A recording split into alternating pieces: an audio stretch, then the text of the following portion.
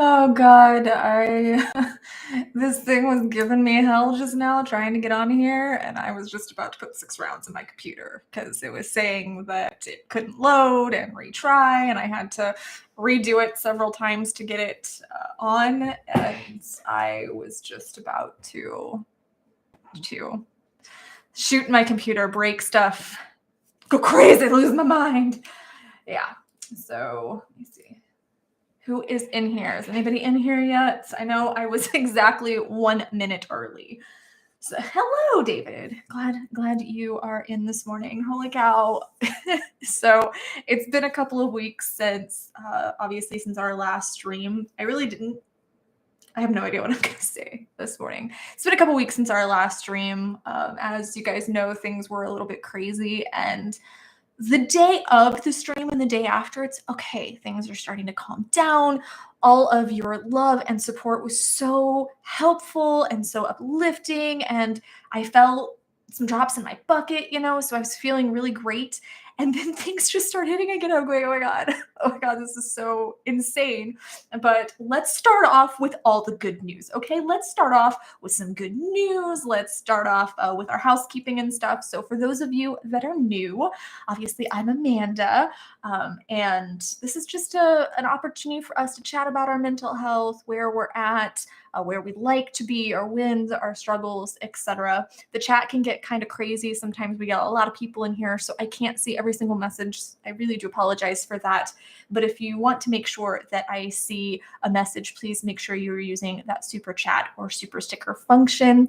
Usually all of those pledges go toward my mental health outreach, but in the last few weeks for the last stream, I said those donations right now are going toward my mental health because I found myself in a lot of really stressful financial situations. So I'm kind of needing it right now, but the Patreon still goes toward the community and the outreach. And I wanted to share our most recent outreach story. So last week was the first one that I was saying was for my mental health and my help, but we'd still had some pledges from the streams prior to that I hadn't had opportunity to do outreach for, to utilize that for community outreach. And I'm so happy about this story. So I went to charge the car. We have a Tesla, and I went to charge the car, and I was just wandering around the surrounding stores because I didn't just want to sit there and scroll my phone. I thought I can get some fresh air. I can see some stuff. I can just kind of be mindful, right? So I go to a nearby Michael's and think, you know what, I can find some just artsy stuff, not to buy, obviously, but just to look at and see what there is. And sometimes they have really pretty stuff. So I thought, okay, I'm going to go over to Michael's. And I ended up running into this adorable little man. He's probably about 50 something. And he was so cute. And he was getting screwed by his Social Security and had a lot of really serious life situations going on also. And he was saying that his coping mechanism had been painting, and he was just here just kind of doing the same thing I was, just window shopping for the things we wish we could purchase, right? He was just kind of window shopping and talking about how much he missed doing that because it really helped him with a lot of his stress, and he had an anxiety disorder and his anxiety and stuff. So I ended up purchasing with our donations, with our pledges, some art supplies, some basic art supplies, just to get him back into it. And he started crying in the aisle at Michael's, and I took him up and I checked him out and stuff. And he's like, why are you doing this? And I said, well, I have this mental health community, and we're just big on helping others with their mental health and just doing community stuff to reach out and help strangers and whatnot. So it was really amazing to have that opportunity. And he was shaking, he was crying. It was really emotional. Like I said before, I really want to at least take a picture of things like this so I can put it in the community and you guys can see it. But then I feel like I'm kind of exploiting, and I don't want to be that person. Oh, look at me, look what I'm doing. I just feel like that seems a little inauthentic to me. So I've been really, really, really racking my brain trying to figure out how to do that in a tasteful way, because I know you guys want to see their faces, and get to know them. But it was just so amazing to be able to do that, because it had been a few weeks since I'd really done anything, especially in person, because a lot of the stuff I do in the community is here in the community online. So it's always really cool when I get to see someone and interact with them. So yes, thank you, David. In order to build a strong building, you need to build a strong base. This is our support building. You are our base. We support you to build our strong base. Thank you for that. It was really weird last week because it's so out of my wheelhouse. It's so out of my comfort zone to say I need help. But right now, I need help. Like mentally, financially, probably physically. I'm not ashamed to say I need help right now. And I want to be transparent about that, because I don't want somebody thinking that their pledges or donations are going to a certain cause when it's not. Like right now, they're going to me, and I just want to be honest about that. But what did I miss? I missed something. Oh, if you're new, I am not a licensed professional or anything yet, but I'm working on it. I'm in the middle of my bachelor's program for forensic psychology, but I finished my associates for psychology. I just haven't gotten my actual degree yet. You guys would be the first to see, but this is just based on my experiences and the experiences of people that I interact with. So any advice that I give or insight that I give is just based on my story and the stories of people that I interact with. So there might be some professional insights here and there, but for the most part, it's just me. Just me. So I want to start, like I said, sometimes we get kind of sidetracked and we don't get into the good news stories. And there were several, and I'm not even sure which one to share. I did have a couple of honorable mentions, and one of them, Bryson, if you're watching this later, sometimes he goes back and watches the streams. If you're watching this later, I thought this was really cool. Lego to sell bricks coated with Braille to help vision impaired children read. So Lego is now going to sell their products with Braille. So I think that's pretty cool. That's some good news. My son loves Lego, so I think that he'll really enjoy that news. And then I was torn between two different ones, and I'm just going to give kind of the general rundown of both of them. So in 2022, there was an organization founded called Telehelp Ukraine, and it provides virtual medical services to those who are in Ukraine affected by the crisis and stuff. So it says, to prevent a mental health crisis, a multinational effort is bringing therapy to the war-torn country from thousands of miles away. Think about this. This is so amazing, because when World War I or World War II happened, or Vietnam or stuff like that, they didn't have resources like this. So we have this amazing resource to be able to help people from thousands of miles away. And I think that that's really cool. After Russian armed forces moved on, I'm going to pronounce these things terribly, Kiev, in February 2022, Ivan, not his real name, decided that despite the risks, he would fight to defend his city and his country. He joined one of the volunteer groups working alongside Ukraine's territorial defense forces, trading gunfire with Russian forces using weapons supplied and distributed by the Ukrainian government. An ordinary civilian turned unlikely soldier, he never thought he would find himself on the front lines of what would become known as the Battle of Kiev. After an offensive lasting almost 5 weeks, Russian troops withdrew in the face of Ukrainian defiance, but for Ivan, a more personal battle was just beginning. His history of panic attacks and anxiety, which predated the war, came surging back. He began to experience trouble breathing if he ventured too far from his home. Oh my gosh, I remember that after my mom passed away. Which passes through 3 countries and had become a key frontline in the war against Russia. That's when he sought out Telehelp Ukraine, a virtual health service co-founded by Stanford University medical student Solomia Savchuk in April 2022. Over the course of around 12 virtual mental health support sessions in which Ukrainian native Savchuk acted as an interpreter, Ivan was able to regain the ability to drive without suffering a panic attack. I hope Edward's in here. Edward, are you in here? If not, I hope you're watching this later, because I know that he's going to be very excited about that win for Ivan, so that's pretty awesome. Eventually, Ivan was able to drive far enough to visit his family in time to meet his newborn grandson. So that is the first good news today. We're going to do 2 because I thought this other one, it's kind of similar, but I think this other one's pretty awesome too. For older rural folks, telehealth bridges the mental health gap. So telehealth is huge in helping people who don't have access which is a lot of people, to mental health care. So it's really changing the mental health world because it's bringing care to more people. So remote psychotherapy sessions aren't just more convenient than lengthy round trip for in-person appointments. They reduce unnecessary prescriptions too.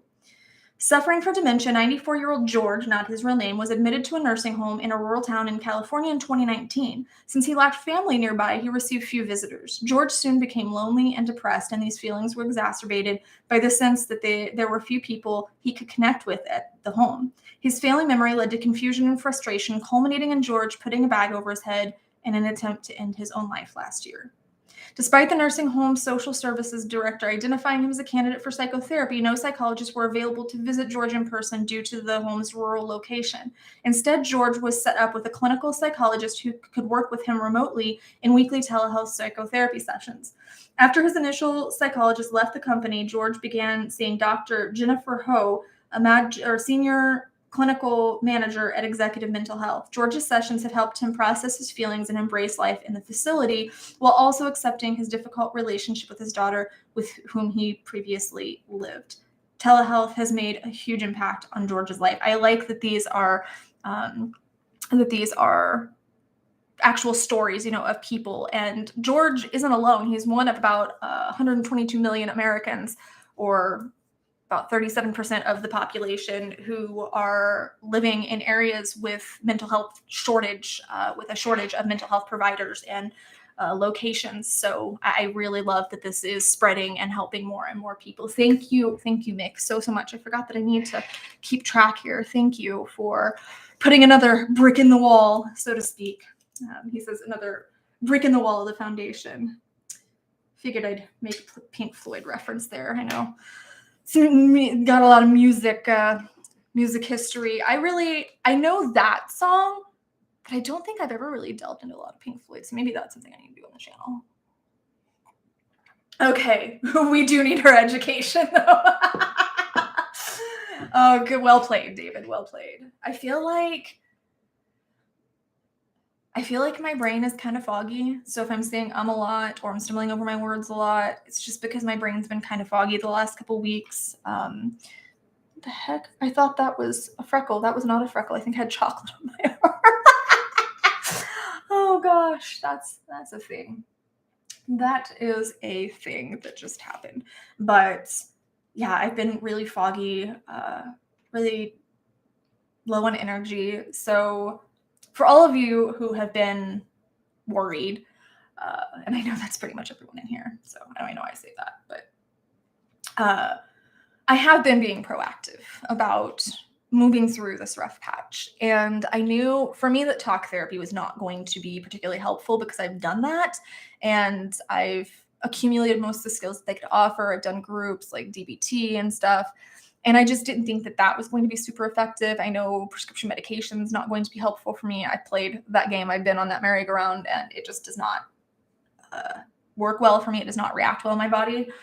So I was reflecting on, okay, what can I do? What else can I try? What other efforts can I make? Because I've been trying to eat pretty healthy and stay at least reasonably active and journal and do those kinds of things. But just said, okay, there's been a lot of trauma coming up. There's a lot of financial stuff coming up. I said, right now, I can't really do a whole lot about the financial stuff. I'm trying, I'm applying at things. I'm looking for side hustles and stuff.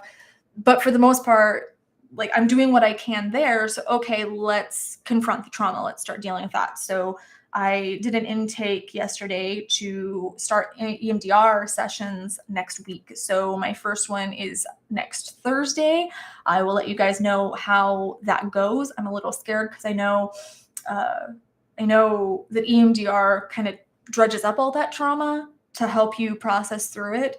So I'm not going to lie, thinking about let's dive into the most traumatic parts of my life is a little difficult. But at this point, I'm just thinking, okay, we have to be moving forward. And even if that means having to take a step back to take several steps forward, fine. I'm willing to try anything at this point. So I am being proactive. I am taking action to try and work things out financially and mentally so that I can kind of get back in my groove, so I can find a groove and so I can have my energy back and my bucket doesn't feel like it's rusting all the time.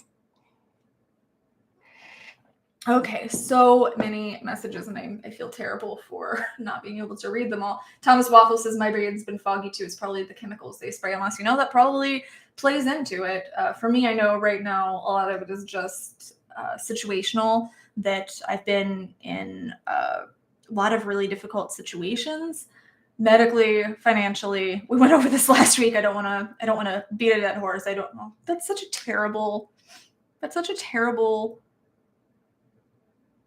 oh my God. I'm so tired. I'm so tired today. My brain is not functioning. I wish I would have grounded a little bit more before doing this stream, because I feel like I'm kind of rambling right now. But yeah, I don't want to go over the same things over and over again. But mine, I know, is situational. I'm not saying that the chemicals and stuff in our environment isn't contributing to that. I believe it is. The chemicals in our food, things like that, they definitely do contribute. And I talk about that actually in my course in the nutrition module. I do talk about that. And I think Wendy is pacing outside my door. Can Wendy open doors now? No. Oh. Was she pacing? I heard her pacing. Yeah, she was outside just kind of walking around. She wanted to come in and say hi. Wendy, you wanted kisses. Hello, Wendy. See, Wendy makes the whole world better. You can see that. Yeah. So we were talking about not going into the same things from last time. So as things were moving forward after the last stream, Aaron broke his wrist. So that is now something that's a challenge. So. Yeah, this is... Nick says, we love you, rambling or not. Thank you.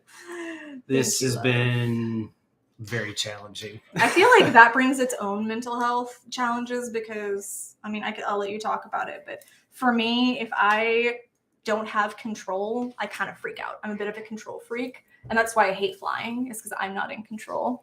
You bastard, so Wendy. So for those of you that don't know Wendy, we just kind of inherited her back in May. Her daddy passed away and we took her in. So we now have a Wendy. And we've talked about Scotty here on the stream in the past. And unfortunately, Scotty passed away in May. And this was a dog that Amanda rescued for him initially, 10 years ago? Yeah, she's been with him for a long time. And he always said that she was the other half of his broken heart, because she was just such a sweet girl. And we think that she had a history of abuse. She's very skittish around certain objects, particularly any sort of hardware objects like hammers, screwdrivers, things like that. She does not like them and she'll panic. And she's also very skittish about loud sounds. So, yeah. Mostly a message for others. Whatever works for you is best. I'll drop some DBT knowledge if anyone wants it, though. DBT was amazing for me. That was a game changer, largely because I feel like therapy is often just you go in, you talk about things for 50 to 60 minutes, whatever your therapist allows. You talk about these things and you trudge up all these traumas. And I have literally had sessions where I just pour out all this trauma. And at the end, it's, okay, session's over, bye. What do I do with that? Like, what do you do with that when you talk for an hour and then it's just, okay, see you next week. Well, what am I supposed to do in the meantime? DBT offers a lot of skills, and I do incorporate a lot of that in my happiness boost course. I do incorporate a lot of the things I learned in DBT because they were very helpful to me. So it was nice to have something functional, something, okay, this is very tangible. This is a tangible skill. I can turn to this when I'm needing help. And actually, talking about DBT, I have an app. It's called DBT Coach that I just downloaded recently. It's all in French, so nobody is, well, we might have a couple French people in here, but nobody's gonna do anything. But it's it goes over the different skills and stuff. So that way, here, I'll show you. That's the DBT Coach thing. That's the icon for it. So it's kind of like a little brain with a yin yang in the middle of it. But it gives you all the different skills and stuff that you can use. But yes, why don't you share how you're feeling mentally with that going on? I'm gonna love on Wendy. Well, it happened last Tuesday. So I kind of was having my own mental health issues, and I took 3 weeks off of work. I I needed to take a step back and just kind of get my mind back in order and deal with some things. And I went back to work I actually got sick at the very. I forgot that you got sick. I got sick at the very end of that. I was supposed to go back to work last Monday, and I took that Monday off. I went back to work on Tuesday, and the accident happened on Tuesday afternoon after work. I was in the process of going to pick up her son on my bike and had his bike in tow in my right hand, and accidentally turned his bike into mine. And I flew up backwards, landed on my backside, and caught myself on my wrist and broke my wrist. And still pretty swollen. Show the difference. Oh yeah, it's. I mean, it's still pretty bad. I don't know how well you can really see that, but you can see it. There's a huge bulge right here that just sticks out. It's just massive. And that's better. It's improved since then. I had to wait for the swelling to go down for the cast to go on, and it's actually removable, which is nice. But I broke my other wrist about 10 years ago. Fortunately, it was my left wrist. This was my right wrist, and it was much worse of a break. And I'm sure many people in here have been injured in some fashion, but when you break your dominant hand, I don't even mind breaking either one of my legs. I'm sure that sucks in its own right, but when you don't have your hand to just do basic things, I can hobble along on my leg, but you really become either incredibly dependent on somebody else to do things for you. Fortunately, I have Amanda here to help me. Or you find really creative ways to do things yourself. And I can't tell you, I can't tell you how many times, like trying to open up a jar of something is not that difficult, but when you don't have your other hand to help out with it, you're constantly like putting it between your legs and trying to twist on your legs. Or I actually tried, I don't even know why. I tried putting a jar in my oven and closing the oven door and pushing up against the oven door and just using my hand to twist up against it. And it really kind of, it's one of those things, like anytime I've had anything really big traumatic in my life happen, I had my sister passed away and I've had other people pass away, you kind of learn to appreciate things more and kind of weed things out that you don't like. But something simple like this, just really, I don't know, you just start to appreciate things a lot more. And when you don't have access to something that you just take for granted, it's incredibly humbling to realize how worthless you are without basic things that. Do you think it's affected you mentally though? Oh yeah, absolutely. I don't know. It's a very mixed feeling. There's a certain feeling. I'm a very independent person. I have a very difficult time asking for help. It's one of those things where I have family that would be willing to help me, but I'd almost rather be homeless than ask for help. That's how difficult it is for me to ask for help. I'm just very independent like that. So there's a bit of demoralization, I guess is a word, that I've been going through to where I just feel so useless that I have to ask for help. But I realize that I'm in a situation where there's certain things I just can't do now. And this is going to be this way for probably 6 weeks. And then I've got physical therapy after that. Sorry. But it's been immensely painful. I'm surprised the pain still really hasn't even gone down, and the painkillers don't really seem to be doing anything. So I kind of stopped taking them. Metal Mark asks if you're becoming more ambidextrous. Absolutely, actually. So I'm still going to work. I missed a couple of days for work, but I'm literally having to learn how to use a mouse left-handed. And I can't begin to tell you how difficult that is. I cannot remember left click and right click on my left hand.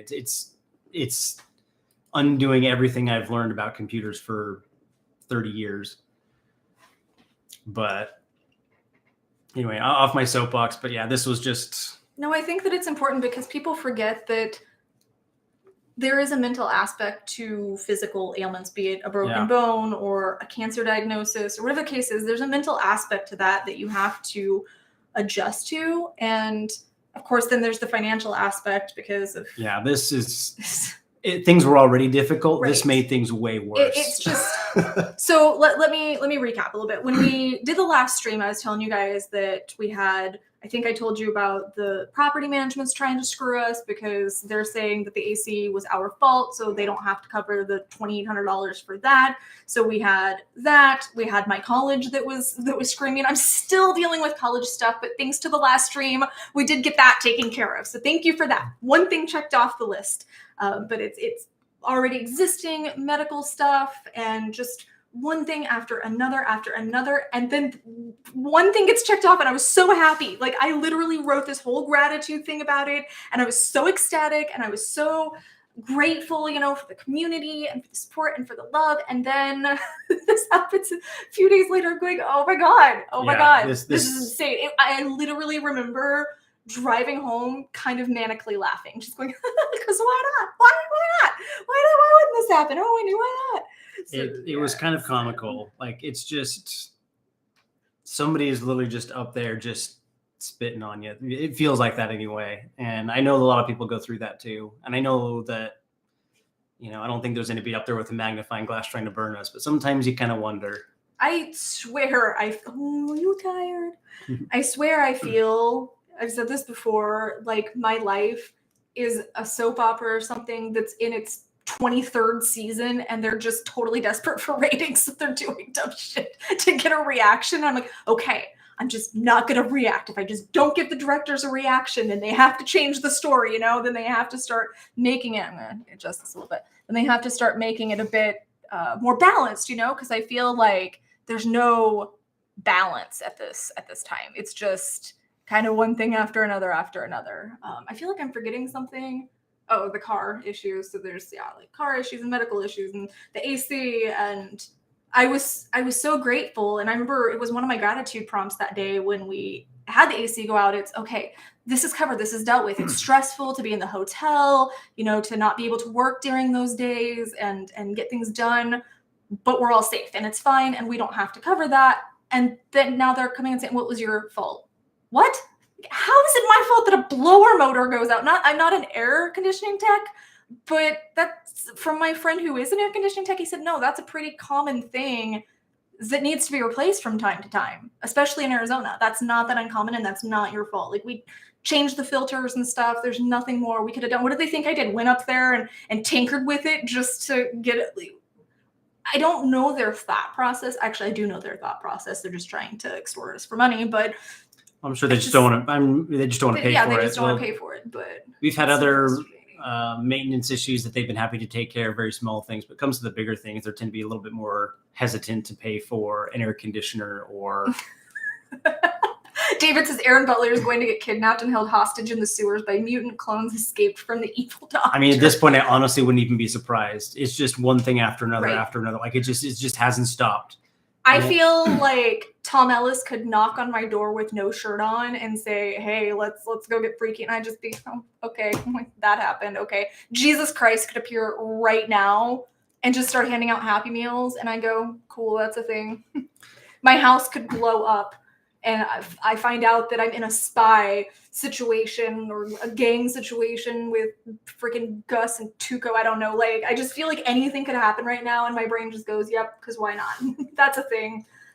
My mix says blower motors go out all the time. An industrial mechanic, robotic technician. We change them all the time at work. Okay. Yeah, that seems like a very, expensive but common thing. David says, I'm going to go full Walter White and tidy whiteys to rescue Butler. I mean, you're not wrong. If only I was better at chemistry. Panther King says, I've come to realize that without exception, every single person who has ever had the misfortune of meeting me, I have managed to alienate to the point of never wanting a thing to do with me. You know, I went through that for quite some time where I just felt like I poisoned everyone I touched, and I would either do something to make them hate me, and I know that I was sabotaging, and it was a self-conscious thing, but I feel like I was subconsciously sabotaging and either pushing people away, or I would wind up in interactions with people who just were not good for me at all. So I went through a phase of being like that as well. But I'm happy that I met you. I'm happy that you're here. So I don't feel misfortune right now for you being here in the community, but I do understand where that mindset comes in, where we just feel like everyone abandons. As a matter of fact, I was telling Aaron this morning, I don't attach to movie quotes super often. We were talking about Joker, but I don't attach to movie quotes super often. But one that absolutely destroyed me for years was in the first Tobey Maguire Spider-Man, where Green Goblin has him up on the roof and he says, in spite of everything you've done for them, in the end, they'll hate you. And I used to cry over that line. And sometimes it still really gets to me because I just think it does not matter what I do. People will turn on me. They'll abandon me. They'll hate me. And my diagnosis is BPD. So one of the major symptoms of BPD is a fear of abandonment. And unfortunately, we tend to fulfill our own prophecies because we're afraid of someone abandoning us. We push them away or we sabotage the relationship. So then they abandon us. And then we say, oh, see, I was right. Well, yeah, Panther King saying this includes my mother and kids from obviously the common denominator. Even if that's true, it can be because you're subconsciously self-sabotaging these relationships. And that's a hard thing to break the cycle of because a lot of times we don't realize when we're doing it. So we don't realize what behaviors fall into that. And that's something really, really good to bring up with a mental health professional, or even if it's just through journaling and self-reflection, figuring out, okay, what things am I doing that are pushing these people away? And that doesn't mean you're a bad person. It just means that just like with any other vice, like we're engaging in behaviors or thought processes that are limiting ourselves. So if we have this limiting belief of I'm a bad person, and you genuinely believe that, then you're going to act as if you are a bad person. You're going to act as if you're unlovable subconsciously. I would also add too that there's kind of two ways of looking at this. Yeah, there's people that look at it where all these people in my life are alienating me and I don't know why. Or all these people are alienating me and I'm self-aware of why, I just can't fix the why. Right. And that's something that once you, at very least get to a point where you can understand the reason why. And it may be something as simple as, having a simple conversation with why are you guys running away from me? And if they all say the same thing, then that's kind of an obvious thing, but being self-aware of why is at least a good place to start. And I feel like if you can get to that point, you can make progress. Now that progress might be a lengthy road to get past. Yeah. But that was me when I first got my BPD diagnosis. I thought, oh my gosh, this explains some of this behavior. And when they were explaining to me what splitting was and things like that, I went, oh my gosh, okay, now this has a label. Now I have an explanation. Now I can work on changing these behaviors. And that doesn't mean that I was a bad person or unlovable or anything like that. It means that my brain was being hijacked and I had to figure out, okay, how do I regain control of it? So while yes, there are things that we can do, that doesn't mean it's our fault. Fault would imply that there's a conscious decision there. Like if it's your fault, you consciously made this decision and it's manifesting in that way. Oh, Slow Country saying happy to see you back home. Let's see. Panther King says, Amanda, you're the only person who's managed to explain my inner feelings and made me understand my actions. Thank you. I hope that I can continue to help you reflect in that way and maybe get to the root of that. Because the interesting thing is during that time, it was a matter of everyone was abandoning me. Like my friends kept ditching me. New people kept ghosting me. Obviously, my family wasn't there anymore. So I was so overwhelmed going, why am I so unworthy and unlovable? Specifically with that too, I've come to a realization when I hear the word abandonment, and I've had discussions with Amanda about this. When I hear the word abandonment, it's I'm never going to talk to you. I'm just going to ghost you and never see you again. And that's it. And in my head, that's kind of, all right, abandonment is way up here. And in somebody, not to go on a long tangent here, but if you've ever seen the show Dahmer, abandonment to him was that person just walking out of a room and going into a car. Yeah. So abandonment has kind of a big, broad range of what it actually means to the person that it's affecting. Agreed. That's a great example, actually, because obviously his mind was distorted in many ways. And there are some people like that, especially living with mental health disorders, that abandonment to them can mean something as simple as you ended a conversation.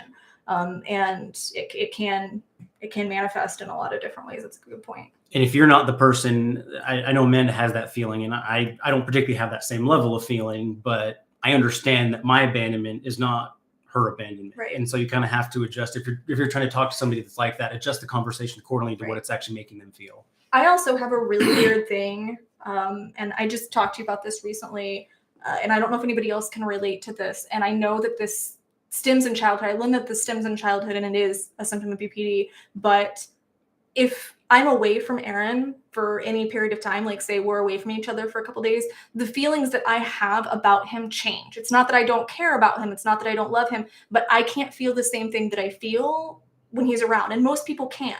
Like most people can say, okay, I haven't seen my significant other, my child or whatever in 3 days. They still have that love and that feeling for them. Mine is completely different. Mine is, I know intrinsically that I love him, but I'm not feeling that in that moment unless he's around. And then, okay, those feelings come back.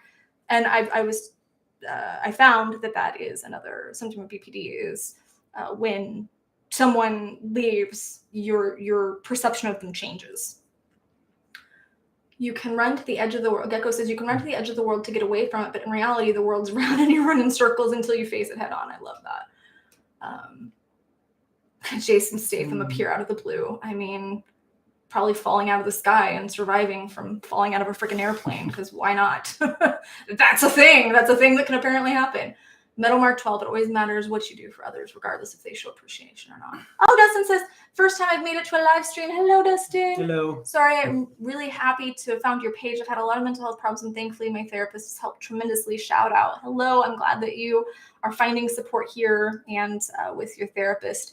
I think that actually makes a really good point that a lot of people put pressure on one thing to solve their mental health or to fix them. And that's not how mental health works at all. You have to that's why I have an entire module in my course about building a toolbox, because you have to have a set of skills. It's not just, okay, I'm going to take this pill and be great. Okay, I'm going to see a therapist and be great. It can be, okay, I have this community. I have my therapist. I have my journaling. I have this hobby. I have friends. Like I have, different tools that I can turn to, like maybe DBT skills or stuff like that when things get overwhelming or stressful. I can already tell you that we're going to go over the hour today. I know that 100%. Shannon says, my whole side of my family has turned against me over a decision that I made. And the best part is that they all blame my wife for a decision that I made. I feel like I have no one but my wife and kid.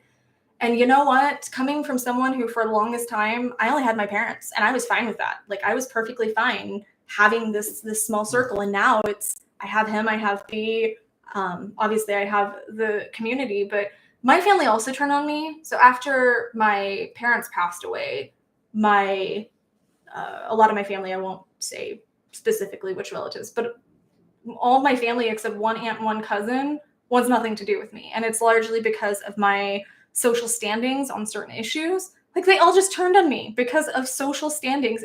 You realize that I'm blood and that I've lost my parents, that I'm all alone in the world. You're practically the only family I have, and you're just going to turn on me for no legitimate reason other than the fact that you don't agree with my social beliefs or my I think it's values. Becoming more and more common in today's world. And it's so sad, especially because I grew up back in Missouri. So especially in rural areas like that or small towns like that, where you're defined by the church you go to and people just have no tolerance for other beliefs. So that can happen. And Jake says, what if the person abandoning you gave you no reason at all? I had that happen so many times where people just disappear out of my life entirely. And I have no idea why sometimes.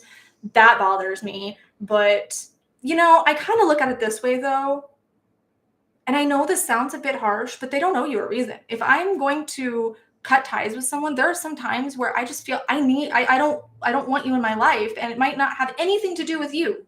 Maybe I am just really busy and I can't cultivate friendships in that moment. Maybe there is something that just didn't click with us. And even with my family, I finally realized, you know what, that's okay that they didn't want me in their lives. That's their path and their journey. And if my values don't align with what they want the energy they want in their life, that's okay. You know, and there's friendships I've had to end this year that I don't think they're a bad person. It really had nothing to do with them. And I know this sounds like the cliche breakup line. It's not you, it's me. But it was 100% me in all cases, but one in that case, it was all the other person, like all that person. But a lot of times it really is just, it's not bringing the energy I want to my life right now. And that has nothing bad to do with you. That doesn't mean that you're a bad person. It just means that for whatever reason,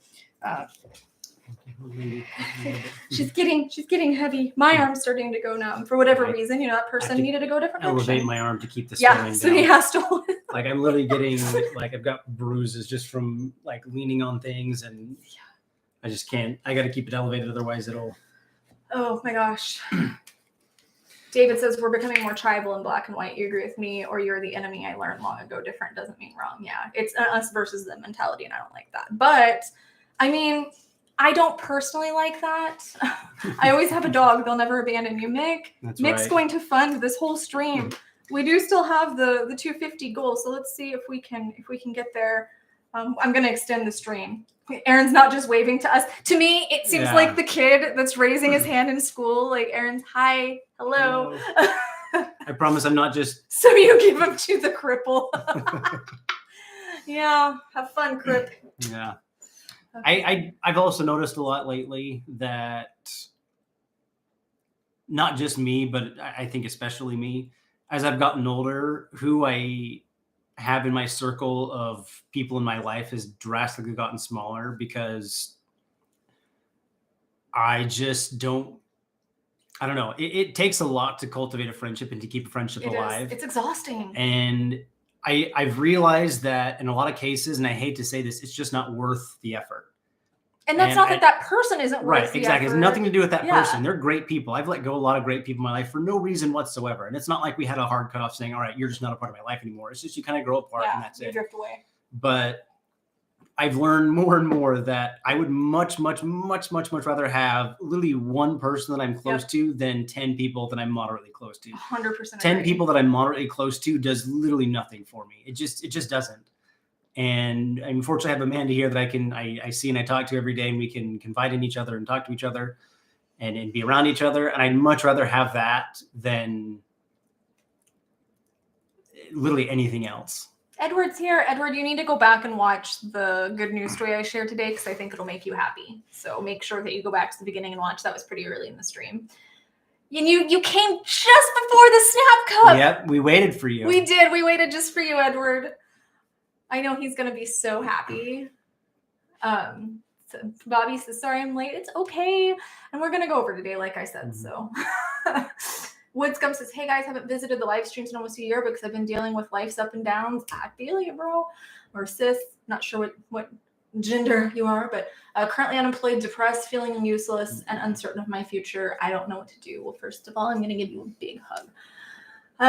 Yeah, I feel like breaking things down when it comes to that. Actually, I was going to do that this week, this exercise. It's part of the course, but I'm going to do it over on my Instagram. And that's a life wheel where you can figure out what parts of your life are going well. Because even in my darkest times, like even right after my mom passed away, there were still times, or there were still certain categories that were, okay, this is good. And I can focus on the strengths and then say, okay, category by category, what can I do? How can I improve these things? Because when things happen like that, it can hit us all at once, you know, and it feels like, oh my God, where do I even start? I know I'm in that situation right now where there's just so much stacked that I'm going, I don't know what to do or where to start. And breaking it down can be helpful. So for me, breaking down, okay, what expenses are there? What can I do for my mental health to make sure that I'm getting through this funk, depression, uncertainty, whatever the case is. How can I get through that? What are my options? So I'm a list person, and that really helps me breaking things down and saying, okay, if it's a job issue, if it's a financial issue, what options do I have? What can I do to create more options if that's what needs to happen? But breaking things down like that really helps me. I will second that. I feel like making a list, just visually looking at things that are important to you, the things I need to do. Yeah. I can't tell you how many lists she creates constantly in journals and on the fridge and everywhere. And at first I was like, all right, you're making lists down to, all right, what's Bryson going to have for lunch every day? And as much as I thought that was really kind of like way over the top, I kind of get it now. Yeah. And because it helps you from getting mentally overwhelmed too, because like I said, when you have all of these things stacking, it just, you see the big picture and you don't see the pieces. So you're just going, oh my God, oh my God, oh my God, oh my God, oh my God. I was like that for days when things started hitting like this. I'm just going, oh my God, oh my God. I don't know what to do. I don't know what to, I'm freaking out. Like I was in a complete panic. I'm still kind of in a complete panic. I don't have all the answers right now, but at least I have steps I can take. And just to let you know, you're not defined by your job. You are not defined. Your worth is not defined by whether or not you are employed. Just to remind you, I know that is something that a lot of people struggle with, that they attach their worth to how much money they're making or what job they have or their degree or whatever the case is. I know that's so common to do. So I thought you might just need that reminder that you are still a wonderful person. Even if you have to take a break right now, even if that creates a lot of stress and frustration, just like we were talking about with the friends and the people, that doesn't have anything necessarily to do with you. That does not make you a bad person or incompetent or useless. Something else that I would suggest is defining what useful means to you, because that can mean something different to a lot of different people, like to every person. Because sometimes useful is just, okay, can I sustain myself? Sometimes useful is, can I support my family? Sometimes useful is, am I making a difference in the world? So even if you don't have a job, there's still many ways to be useful, for yourself, for others. So I would really, oh, they're going to cuddle. Aww. Ricky and Wendy are going to cuddle. Ricky doesn't growl. I just feel like you need to show them that, but we can't. I know I can't. I can't turn it that way. We'll post a picture in the community because it's really adorable. But just defining what that means for you, because then again, you can break down and say, okay, if this is what useful feels like to me, what action can I take to incorporate more of that? Because let me tell you, I definitely that person that I can get stuck in the cycle of self-pity, and going, oh my God, this is happening to me. And, in some situations, especially when it comes to grief and loss, oh, she was jumping off then, but there's, yeah, that's Ricky and Wendy. Especially when it comes to grief and loss, that one's really tricky. But when it comes to these other things, one of the best pieces of advice I got from one of my former professors, who I call my Mr. Feeney, his name was Dr. Madi, and he said, when you can start framing things as happening for you instead of happening to you, then your perception will start changing. So for example, if you lose your job, that sucks. It just sucks. There's no nice way around it. Losing your job sucks. Being in financial ruin sucks. I know it's stressful. I'm there right now. I get it. But the IRS, that's one I forgot to bring up. The whole IRS audit nightmare. Talk about that. Nope, we're not going to talk about that. But when you're in that place, it's easy to go, well, my life's falling apart. There's no point. I'm worthless. Instead of saying, okay, you know what? Maybe the universe is just giving me some time off to reflect and to get things in order, and maybe to take a look and see, where do I want to go from here? So it's almost like a reset, and it's a hard reset, and it's a difficult thing to navigate, but sometimes it can turn out to be a blessing. I lost my job in April, and yes, it's made things hard financially, but Jesus, was that a blessing. It was so stressful being there. The regional manager was just always down my throat over something, and every night was a different complaint, and I never could do things right for her, and the customers were complaining, and they were screwing customers over, and I was having to take the brunt end of the customers being upset about them getting screwed over. So it was just a really bad, stressful situation. And the night I lost my job, I was really sad, and I was very emotional about it, and I felt like a failure because I said, how do you lose a receptionist job? Like, I was a wellness advisor, which was basically a glorified receptionist. And I remember thinking to myself, how can you be this dumb, Amanda? And then I went, nope, we're not going there. We're not going there. This has nothing to do with you. She had expectations that from my talking to other people who either worked there or still work there, are really impossible to meet. She just had impossible expectations. So I said, I'm not going to let this define me. So I think everybody's rallying for the Snap Cup song. Would you like to sing the Snap Cup song today? I think we should get some pledges for Aaron to sing the Snap Cup song today.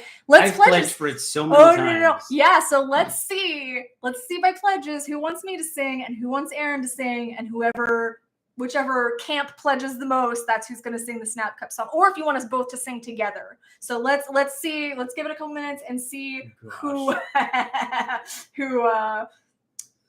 Oh my gosh! I've got to go. There's somebody from my class in here. Dr. Muddy was the best. He and Dr. Hanalei were my favorite teachers of all time. How lucky we were. Yes, of course, Lori Bischoff. She deserves the honorable mention too. I love Dr. Muddy, Dr. Hanalei, and Lori and Cliff Salomon. I loved the Sweeha family. So I wasn't aware that we had some Sweehaians in here, but welcome. Were you in one of my classes? I'm curious if we were in class together and that's how you know me, or if you just found me in the Sweeha group or something. I'm curious. Edward is correct. If you proactively accept that your path will have bumps in it, you'll be better suited to deal with it and succeed through it. Absolutely. And that's the whole, he sings, Miss Amanda dances. Ooh. So Nick just pledged for Aaron to sing and me to dance. But that's the whole Buddhist philosophy, is that life is suffering. And if we can accept that life is suffering, then when good things happen, it's fantastic. But we don't expect things to be good all the time, because they're not. They're not just terrible for me. They're not just terrible for some of you guys in here. They're kind of sucky for everybody. Like, everybody has these challenges and stuff, and it's really a matter of figuring out how to get through those. My name is Jeff, dark hair and a beard. Oh my gosh. I'm trying to think. I think I remember you. I think that you are the one that looked like Joshua off of the 10 Commandments. Because I remember dark hair, beard. I was pretty sure that was Jeff. Maybe I'm wrong. But if you're on my Facebook, message me on Facebook. I want to see if you're who I think you are. I do remember a lot of the people from the classes, so I'm pretty sure I will remember you once I see a picture or something. But message me later. I'm curious if you are Joshua from the 10 Commandments, because that's what I always correlate. Does anybody else do that? I know my friend Tracy does that, but there are people that I will see and I know their name is something else, but in my head, you are either a different name because you look like someone, or it's, oh yeah, that's Donut Guy, or oh yeah, that's Louis Vuitton girl. Like, I name people in my head based on what I think. Group like, haha, I think you got it right. I'll message you on Facebook. I love it. That's hysterical. Well, welcome. I didn't know that you were hanging out in here, but welcome. Glad to see some sweet hot energy alive. Justin says, I saw and dealt with a lot of nasty stuff overseas military. A lot of stuff I didn't want to see. Yeah, there's a lot of military people in here. Duet in the style of Metallica. So we have Panther King here saying we have to duet it. So we have $10. I don't sing, so I don't think I can really change my voice. Snap Cup time! I guess Metallica's not really screamy, but that's what I think in my head. It's just... Oh god! I don't know about that one. Who else we got here? We have to do it. We have to live up to whatever they end up pledging here. Need a little bit more on that one. Hell yeah, Metallica! So rapish. God, we're getting a rapping song. So yeah, we have Nick pledged. I know this term doesn't exist. I'm musically declined. I'm not inclined. I'm declined in every way. Oh gosh, it's not like I can sing either. For that matter, it's not like Reese Witherspoon was really great at singing the Snap Cup song. No, that's not the point. Gotta perfect the enunciation of the yeah. Made you laugh and smile. Mission accomplished. Oh my gosh. Dark Cobra says, hey man, first time catching a live chat. I've had low self-esteem for so long that I'm worried I won't be able to fix it. Well, welcome to the community. Welcome to the chat. That's something I've lived with my whole life. I was bullied a lot during my academic career, and with the BPD symptoms, self-esteem is something that I really have to work on. It's not that it's fixable or unfixable because you're not broken. It's a matter of reconnecting with yourself and finding the reasons that you love yourself and the things that you think are good about yourself, and then starting to weed through the things that you feel aren't. So if there's a trait that you feel you don't like, that doesn't resonate with you, then finding ways to start weeding that out. So self-esteem is very, very, very fluid. It very much can change. I don't want to say it's fixable because, again, it's not a matter of being broken, but I think that it's definitely very changeable. I'm going to add one thing here. So I've struggled a little bit with self-esteem issues for a good chunk of my life for various different reasons that I can very much pinpoint. But one of the things that really, really, really took a big hit on my self-esteem, or made me take a big hit on my self-esteem, was going through dating apps. Oh my God. I was just telling somebody about this. If you are going through dating apps, take a break for a little bit. I don't know if you are or not, but I can't tell you how much of a self-esteem hit that takes. And I realize why things the way that they are.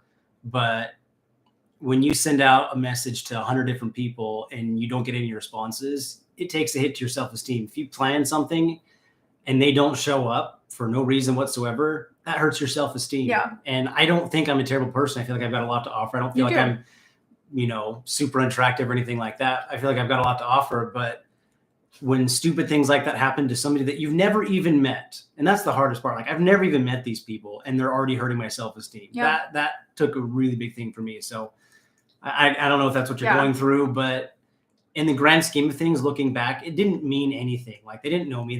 They weren't doing anything to me personally. They just maybe found a better option. I'm sure that's what happened. But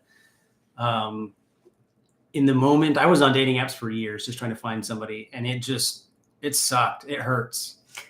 I think to expand that, it's not just dating apps. If there's something that's in your life that's contributing to this, I would definitely suggest taking a step back, whether that's dating apps or certain people you're interacting with, or even if it's a job and you're needing to potentially change jobs. I'm a big advocate of, if something in your life is not serving you, find a way to move away from it. It might not be an immediate thing, but find a way to move away from that. And on the flip side, if you're trying to build self-esteem, you have to be doing things to build your self-esteem. So for me, that's one of the reasons I got into language learning, is because, okay, now every single day, especially when you're first learning, I'm going to learn a new word. I'm going to master something. I'm going to be able to say, I did that. Like, I learned how to say, oh my God, the number 90 in French. We need to hear that. 90, which is 4/20/10. Like, who the hell, what were they huffing that is how they say the number 90? That's 90.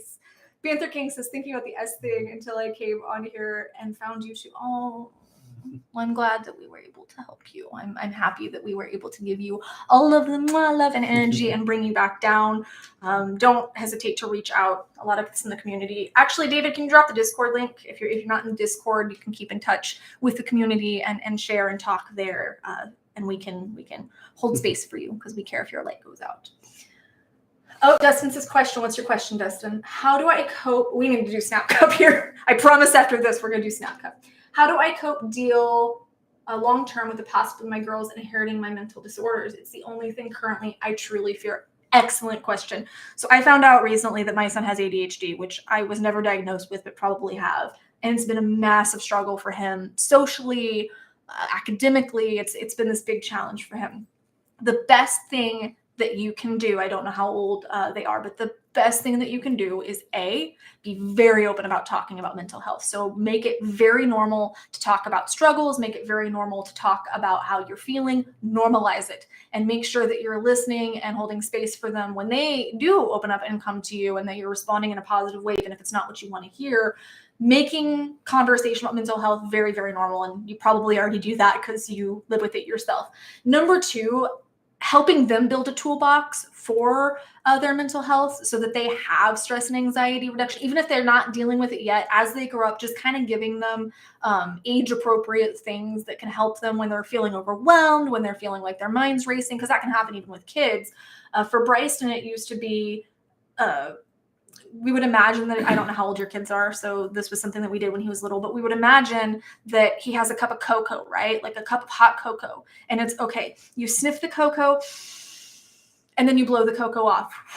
So you're teaching them deep breathing techniques. So just incorporating things like that. So if they do, everyone is going to be already equipped for it, because it's really frustrating to think, oh my gosh, like I could do this to my child, right? And I know that no matter what I say, there's going to be guilt that comes along with that, but making sure that if that does happen, that they are well equipped to cope with it, because we can live happy lives. Like we can live very fulfilling lives as someone with a mental disorder if we're well equipped for it and if we know how to handle that stuff. So I want to get to the snap cup, and then I will revisit this if need be, but I know we have quite a few this week. So I think, let's see, what one was, oh my God, you sing and I dance. I don't know how to dance. I don't know how to sing. Well, I guess we're in the same. Actually, I know that I've sang it before, but I want to make, can you pull up the lyrics? Because I honestly, there's a part in the middle. There's a part in the middle that I. No, you sing it and we'll correct you, but no, you get no lyrics. Because then you're just reading it.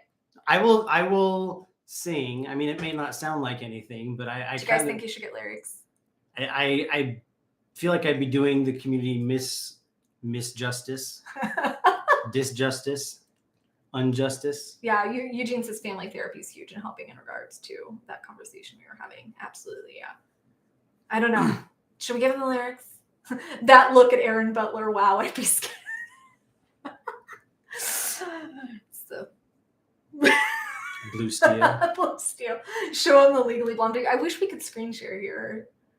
He's seen it. I mean, seriously, he's dating me. Do you guys honestly think he hasn't watched Legally Blonde before? Because he has. Legally Blonde 2. Yeah, it isn't Legally Blonde 2. I'm glad that I even know that.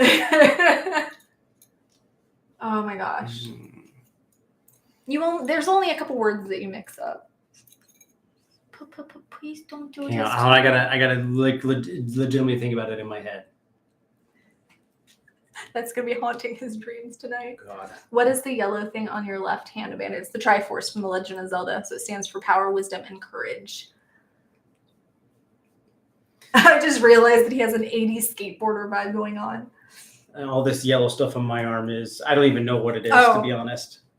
Mine's unfortunately not a tattoo. Oh, on my left. You can actually even see that in the camera. Like yeah, there's just white and there's just like yellow crap that's going on there. I don't even know what that is.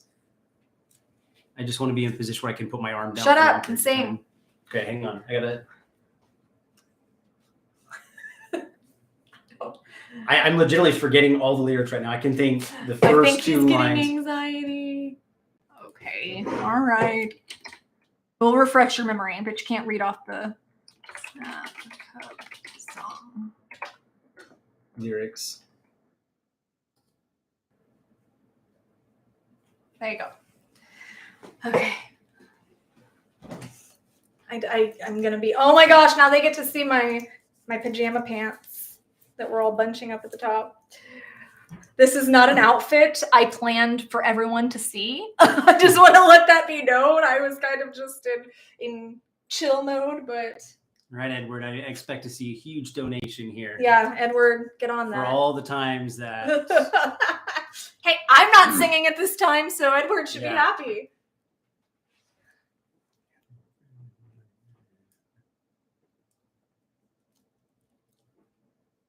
Okay.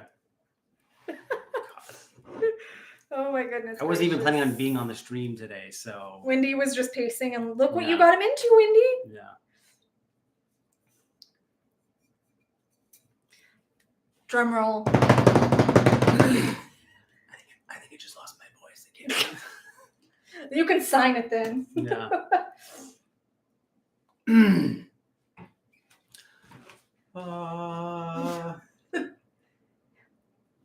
I don't know what that is. What's another donation? Shut up and sing. Yeah, shut up and sing, Aaron. My debut. I've never sang in front of anybody before, except for Amanda once. It's a Snap Cup song. You don't even have to actually sing it. Snap cup time, snap cup time. Gather ye round, friends and foe together, united and bound. Pass it to your neighbor instead of blowing up, and you'll find love and harmony in a snap cup. Harmony and love. And now I retire. I'm never singing ever again. I love it. I love it. Lion face off. call me, put me on speaker, and I'll sing. That's what we're pledging for next time, David, is to get David to sing. I love it. Okay. So first we have Matthew Azaria. Are you still in here? I made a plan to cover a song in tribute to an artist whose work I am personally thankful for. R.I.P. I'll never forget the great Loretta Lynn, who I never really met. Oh my gosh. I forgot about this. I had responded to this yesterday because I was going through comments. I am a country bumpkin at heart, and they had a song called Country Bumpkin. I'm going to tell you guys a funny story. First snaps for that. Big snaps for doing that cover. I just got kind of sidetracked. I got kind of sidetracked there for a second. I loved Conway and Loretta. I grew up on country. I'm a Missouri girl, so I grew up listening to a lot of Conway and Loretta. I'm going to tell you guys a funny family story. I don't remember where we were traveling, but we were listening to Conway and Loretta on cassette in the car. So there, if you wanted me to age myself. Yeah, just aged myself. But I just looked at my mom. We were listening to the song Country Bumpkin. If you don't know the lyrics, you can look it up. But I just looked at my mom and I said, Mom, will you be my country tomato? And she said, what the hell are you talking about? I said, well, because they're saying country pumpkin. Will you be my country tomato? Because I had no idea what bumpkin meant. So in my head, it was country pumpkin. So think of me every time you hear country pumpkin, my parents. Great job, Aaron Butler getting through that without being distracted by the Manda dance. Yeah, I had to really focus on that one. She's a really good dancer. Spencer, my God, yeah. I can't quit my day job. Started new job. Things are going so much better for me. I'm happier where I'm standing at my life now. Couldn't be where I'm at without your support, Amanda. Thank you. Snaps for you for getting your new job and starting that. I know that was a big deal for you. See, things can turn around. You never know. My dad always said, don't give up hope. You never know what's going to happen tomorrow. Whether right now you're struggling with employment or relationships or whatever, everything can change in a split second. Trust me. Oh my gosh. This is a novel. Holy cow. Yeah, that one's a long one. Okay. Isaiah Welch says, my win was a week ago this past Saturday. Another YouTuber, FSC Trucking, shout out to FSC Trucking. I don't know who that is, but shout out, was going to be in my local area for an outing put on by a local tourist railroad, Michigan Southern Railroad. Almost didn't happen as the YouTuber's semi-tractor, a 1984 Peterbilt called Orwell, broke his flywheel and ring gear. Oh my gosh, if you know anything about cars, about trucks and semi-trucks, yeah, having something like that happen just sucks. My dad was a truck driver. My parents were truck drivers, so yeah. But the YouTuber Steve managed to make the event. Good for Steve. Glad that Steve made it. So snaps for FSC Trucking or Steve. But my personal win was spending the day with my 4-year-old nephew, Sam. Little guy, just like me at his age, loves trains and trucks. We got to go on a train ride at no cost. Well, snaps for that of anything being free in these days. Yeah. And he got a little Lego train locomotive to remember the day. I got memories I will carry with me for the rest of my life, and a reminder that had I chosen to end things only a few short years ago, days like that would have been without me. So what was I just saying? You never know what tomorrow has. My nephew would know who I am, and who would I be to do to him what was done to me when I was growing up. It's only been the last couple of years that I've finally been able to connect with my sperm donors family, including a half-sister I still haven't actually met. Point is, you never know where life will take you. If you simply keep fighting to live the next day, take it one day at a time, and sooner or later, despite the mountains you climb, the view from the top is incredible. I absolutely agree. Keep fighting no matter what. Everybody has a warrior strength of will inside of them, but it takes a reason, a purpose to keep fighting that only you can find. So find your purpose and let go of that which you cannot control while controlling yourself, your actions, and how you act with regards to what you may deal with. You've got this as long as you keep trying and keep fighting the darkness. Absolutely true. So big snaps for that. Panther King says Elvis has left the building. Big snaps for that. It's very true. Thanks for the insight, the motivation, the inspiration this morning. But yeah, I'm glad that Steve made his event. I'm glad that you got to spend time with your nephew. I bet Sam is a really lucky guy. I bet he really had a good time too. So big snaps for that. But David, can you post the link that I did about my journal, where I was reading my journal of what I would have missed if I jumped? I think that's a really important vlog for people to see, because a lot of times we can't see past the darkness. If we're in that place, it's like things are never going to get better. The world sucks. The paint on the wall sucks. Everything sucks. And we can't see the potential because I was in a very dark place at the time. If you could post that, that'd be awesome. Did it just freeze? Oh, there we go. So yeah, you just never really know. I would have missed out on so much. And I wrote a journal about it, and then I chose to read the journal as one of my vlogs. So I think you guys will enjoy that if you haven't watched it already. Shannon says, I'm a 49-year-old veteran with PTSD. This week, thank you for your sacrifice, first and foremost. This week, I walked to the cemetery close to my house, found the veterans section, and sat down and prayed to them as ancestors, as I am a Norse pagan. I played taps and saluted them. Then I sat and listened to the song The Fighter by In This Moment and cried. I haven't been able to, and I don't even know how long. Then as I looked up and wiped my eyes, a doe and 2 of her fawns stopped in the distance to say, we heard you. Oh my God. It was a beautiful moment of peace, and I haven't felt that in a long time. I would suggest that song to anyone who hasn't heard it. It definitely made me feel. I haven't heard it. I'm going to set that aside so I can possibly check that out later, but big snaps to you for taking that time to connect. Yeah, Rick, are you in here today? I haven't seen you. Mick's in here. So Mick is also a veteran. But yeah, big snaps to you for being able to go do that and pay respect to them in that way and connect with them as ancestors. It can be very cathartic to break down like that. So sometimes we kind of have to push ourselves to do things like that and break down. So I'm glad that you were able to do that. Amanda says, Amanda squared. Amanda, you helped me out a lot, and now I'm married to a wonderful man. Congratulations. Snaps for that. I can't. If I just had pizza, I'd be a country pizza. I'd be country broccoli. Boo Rub says, Amanda, my uncle Tom passed away from cancer at age 73. Well, feel free to share your memories of him here so we can help keep his spirit alive. I hope that he went in peace. I hope that you find peace. Feel free to talk about it if you need to share how you're feeling, where you're at with that. I know it can be very different for each person, so we are here to listen. Dustin is also apparently military. Amanda. Martin, Finn. I need to catch up on my soap opera. Squirrel. Yeah. Martin Finn says, my win is retirement and driving my own van around the huge country called Australia. Oh my God, that sounds like such fun. Snaps to you for being able to have that adventure. We can't wait to hear about it. I'm excited to hear about where you end up going and what you end up doing. So make sure to keep us updated. Big snaps for that. And if you get bit by anything. Jesus Christ.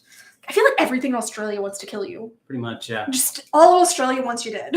There's a really cool documentary about why everything in Australia is so much more venomous and toxic there than everywhere else in the world. It's kind of pretty cool to listen. I just want to hug a kangaroo and hold a koala. David Gaps, my win is not your typical one. A few days ago was my friend's birthday. Sadly, he passed in 2021 in his 30s due to an illness. I celebrated his birthday and I still have strong mental memories of him. I can still hear his voice, his annoying jokes, and see his face. My win, I still remember my friend.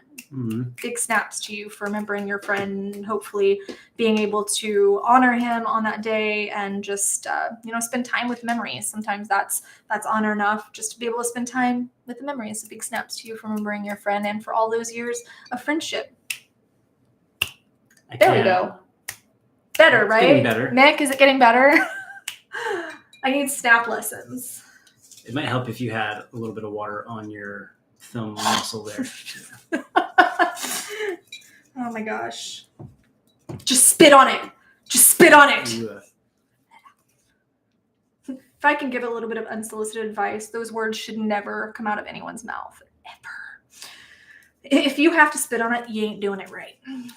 Okay, Dushyant Chaudhry. It changed all the display names. It's driving me nuts. But hopefully, Dushyant, you know who you are. 4654. Back in 2004, as a young guy starting out his career, cheesy as it might sound, I let go of myself. Immersed myself only in the present minute. Just worked, even though it was not my passion. Did it thinking that if this too doesn't work, then nothing will. I'm confused. I let go of myself. I'm trying to figure out. So I let go of myself as in. So immersing yourself in the present moment is really a good thing for moving past, the mental health struggle. So I'm thinking that's what they're saying. But then the working, even though it wasn't passion. Well, hopefully you did find your passion now, but I think that being present can be really great for moving past those things. So even if you have work that isn't really what you want to do, being present in the moment can help it become a little more tolerable. So snaps to you. I'm assuming what you're saying is that now things are working well, that you were saying, thinking that if this too doesn't work, then nothing will, that things are working now. So I hope that things are working out. If you're here in the chat, please feel free to elaborate or to correct me if I was going in the wrong direction. Black Dog says, so I'm Aussie. I had security spiders on my car. Nope. Mostly redbacks. Nope. But a few huntsman spiders too. Nope, nope, nope, nope, nope. Unfortunately, had to ask them to leave before I took it to the mechanic. My car would be in pieces everywhere when it exploded. You would have never made it there. Nope, I would have caught it on fire. I was saying that, so we were talking about crime scenes in my forensics class the other night and how sometimes bugs and spiders and stuff can be evidence, right? And there's a whole entire field for that. But I asked, I said, so do we have to capture the bug, to turn it in as evidence and stuff? And he had said, no, there's special units for that. I'm going, oh, thank God, I would have changed my major right then and there. I would have never went back to class. I would have never, ever pursued this. I would have burned the entire crime scene down. I was saying that I could totally see them saying, the body is completely charred. Did somebody catch them on fire? Was the house on fire? Like, what happened? And I just see the other in law enforcement and stuff saying, no, it's just Webster again. There must have been a spider on the scene. Oh my gosh. No, just no. That is one. I actually was offered a trip to Australia, completely paid for, and there were 2 reasons I didn't go. That right there is one of them. And the other reason is I'm not sitting on a plane for 24 hours. My brain could not handle it. And before you suggest, I can't sleep on planes. And before you suggest again, I can't take sleeping pills. So no. I can vouch for that. Yeah. Even when I was exhausted and hadn't slept in several days, I couldn't sleep on the plane. So Rob Powell, did I snap that? Yes, I did. Okay. Rob Powell says, my mental health comes and goes like the tide, as it does for all of us. When it kicks in, I recover with music, or I talk to someone, or when tattoo time is called, it releases my pain and makes me feel good having some ink. My 4 walls is my haven, but getting out for a walk or mixing with people is a healer. Snaps to you apparently for some new ink and for going on walks and being able to come home and feel that comfort and whatnot. I can attest to that because I actually got this tattoo. I've been wanting a Harry Potter tattoo for a while. It's always, the A is the Deathly Hallows. I've been wanting a tattoo for a while, but I got up that morning and I was craving self-harm. I was wanting to self-harm that day, and I said, I'm gonna get my tattoo. I had no idea what it was gonna be. I had no idea what I was doing, but it's either I get a tattoo or I engage in that. And long story short, I have a tattoo. So I understand how cathartic that can be. Andrew says, good thing about the UK, the wildlife is less likely to kill you. Yeah, there are a few things that could get me to Australia. I can't think of anything that could get me to Australia. Rob McGlynn says 2.5 months sober. Yay! Back into the gym. Not the easiest task at 55. Laugh out loud. Mindfulness, huge part of my path. Worry about today. You're very inspiring. Keep up the good work. Snaps for the sobriety. Snaps for the gym. And snaps for the mindfulness. Very proud of you, Rob McGlynn. I will tell you this. A lot of the people that I've talked to said they're scared to go to the gym because they have to kind of start from the ground and they see everybody else, benching 500 pounds. Like, nobody cares. I promise you, nobody cares. Nobody's watching you. If you go to the gym, as long as you're not like doing crazy stuff that shouldn't be done in the gym, nobody cares. I promise you, nobody cares. If anything, anytime that I've seen somebody that's, either old or really overweight and they themselves feel like they shouldn't be there, I've got nothing but respect for people that go because I know that those challenges are there. And the hardest part mentally in yourself, or the hardest part within yourself is just putting one foot in front of the other and going. Like, once you get there, no matter what you're doing, just do something. Yeah. I want to address this. Martin says social phobia for over 25 years now in a relation, but I have suicidal thoughts. I put a lock on my emotions, can't function in groups. Life is hard for me. I will leave this world soon. Nobody's saying you have to function in groups. So I understand that that can be very frustrating, having that social anxiety. I used to be very, very agoraphobic right after my mom died. I couldn't drive more than a couple miles. I couldn't be in groups. It was just unbearable for me. But as far as the putting a lock on the emotions, that right there is a big part of what is making things so hard, because we're so afraid to face the uncomfortable emotions that we repress them, we lock them up, we push them away, and that doesn't make them go away. Not processing them and repressing them doesn't make them go away. The only way to move forward through those things is by facing them and by working through them, be that with a professional or whatnot. For me, exposure therapy was great, and I learned to do that through a mental health professional and then utilized it in other ways.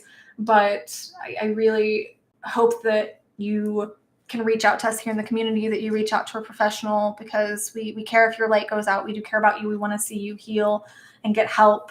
We want to see you flourish. And I always say, is that really the way you want to go out? Wouldn't you rather slide into the grave sideways at 82, knowing that you knew happiness?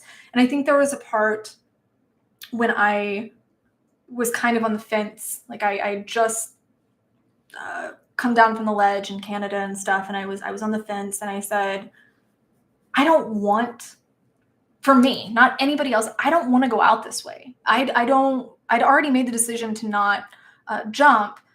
But my deal with myself was, okay, I'll give it everything for a year. And if at the end of that year, things are still like this, then I honestly had given myself permission to jump. But I thought, I really don't want to go out like this. And I remember toward the end, Scotty, the veteran, Wendy's daddy, was talking, and he said, I just don't want to be here anymore. I don't care. I don't want to go to the hospital. I don't want to get help. I don't care. And he struggled a lot with PTSD and with anxiety and being alone and stuff, the isolation. And I remember telling him, Scotty, is this how you want to go out? Is this how you want to go on right now? Is this how you want to pass, and not on your terms? Like, knowing that you beat the odds, that you beat your shadow, like, that's how I want to go out. I want to go out knowing that I fought and won. I don't want to go out because I feel cornered into it. Like, I don't want to jump because I feel like I have no other option. You know, I want to find the other option, because there's always another option. There's always something else to try. But please, please, please reach out, whether to us or whether to a professional. It sounds like a professional could be very helpful for you. There are options online if you're in one of those rural areas that don't offer that. And honestly, it's much more affordable that way anyway. But please make sure that you're getting the help that you deserve, and we will support you in any way that we can. I just wanted to, we still have a few. I just wanted to read that. I didn't want them to feel ignored. I want you all to feel seen. That's kind of my goal in life, is that every person that feels unseen knows that I see them. Jake Smith says, got a big dumpster to start clearing out a bunch of junk from the house. I also learned how to use an air fryer to cook food. I never knew how to use an air fryer. Air fryers are awesome. Till him and I started dating. They're awesome. This will definitely cut down on my eating out a lot. So yeah, big snaps for clearing out. That is a whole entire module in my happiness boost course, is how to cut the crap, as I say it, and get rid of the things both physically and mentally that aren't serving you. So big snaps for that. And yeah, being able to use an air fryer has been very helpful for us as well in cutting down on eating out. Yeah, it's so easy. I don't think I realized how easy it was. It honestly was more effort to go to the restaurant, even just a fast food place, to pick something up and come back, than to just cut up a couple of small things, put them in there, and just dip them in some sauce or something like that. It's honestly, it's one of the best things. It's awesome. I'm not gonna lie, food is the bane of my existence right now. I hate making food, and I am very adamant about still eating healthy, or as healthy as possible. So I do have kind of shortcuts and stuff. But I was listening to the Dead Meat podcast yesterday on the way to school, and him and his wife Chelsea, James and his wife Chelsea, were talking about how they just freaking hate the process of making food and having to eat food, and that it's this necessity and we have to do it multiple times a day. And I have never felt so freaking seen. Like I felt so validated, because I'm like, oh my God, it's just so much to figure out, okay, what am I going to eat? And then how am I going to do it? So I've just I have my go-tos. So if I'm feeling stressed or overwhelmed or whatever, it's like, I get this from my dad. I have certain go-tos. And there's a whole entire, I was saying that there's a module on nutrition and emotional eating the right way is what that module is called, because we tend to turn to crap when we feel like crap. And then that physically makes us kind of crap. Like it is not serving us at all. So it's very helpful to be able to get those nutrients that are helping the brain. But sometimes when your brain is at rock bottom, it's just, oh my God, I can't do this. So making the best decisions you can in that moment and making easy decisions. Yeah, Philip says, I found when I declutter my house, I just always feel better. Absolutely. I can't do clutter. Definition of Amanda. I can't do clutter. I just, my ex talks smack about it all the time. He's like, I'll never be like you. But it's just, if my outer world is chaos, then my inner world is going to be chaos. And if I see all this clutter in my mind, it's a to-do list. I'm going, and then that needs to be thrown in, and that needs to be dealt with, and then that needs to be put away. So my mind is constantly compiling a to-do list, and it becomes immensely overwhelming really fast. Bye, Eugene. Thanks for joining. David Gaps, Amanda Dream, Aaron Paul, and Tom Ellis on Dead Meat dancing to NSYNC. She knows the video.